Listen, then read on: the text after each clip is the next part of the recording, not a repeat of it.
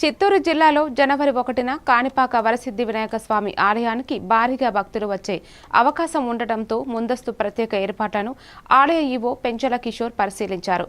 భక్తులకు సంతృప్తికర దర్శనం కల్పించేందుకు ప్రసాదం, లడ్డు, ఆన్లైన్ టికెట్లు కౌంటర్లను సమర్థంగా నిర్వహిస్తూ క్యూలో ఉన్న వారికి శీతల పానీయాలు, చిన్నపిల్లల తల్లులకు ప్రత్యేక సౌకర్యాలు కల్పిస్తున్నట్లు తెలిపారు.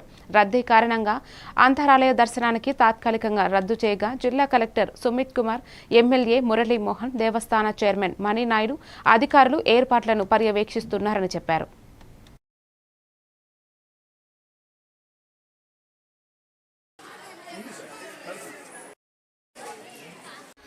ఓం గణేశాయ నమః. రేపు జనవరి 1వ తారీఖున మన స్వయంభూ వరసిద్ధి వినాయక స్వామి దేవస్థానంలో ఎక్కువ మంది భక్తులు రద్దీ ఉండే అవకాశం ఉంది కాబట్టి ముందస్తు జాగ్రత్తలు తీసుకోవడానికి మనం అన్ని ఏర్పాట్లు చేస్తున్నాం. ముఖ్యంగా మనకి ఎక్స్టెండెడ్ క్యూ లైన్స్ ఏర్పాటు చేసుకుంటున్నాం.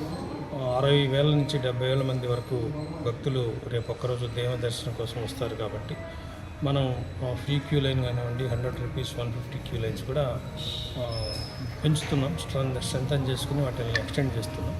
సో భక్తులు కూడా క్యూ లైన్స్లో కొంత ఓపిక వెయిట్ చేయాల్సిన పరిస్థితి ఉంటుంది కాబట్టి వాళ్ళకి మార్నింగ్ నుంచి కూడా వేడిగా పాలు, బాదం పాలు, అదేవిధంగా బిస్కెట్ల పంపిణీకి మేము ఏర్పాటు చేసుకున్నాం.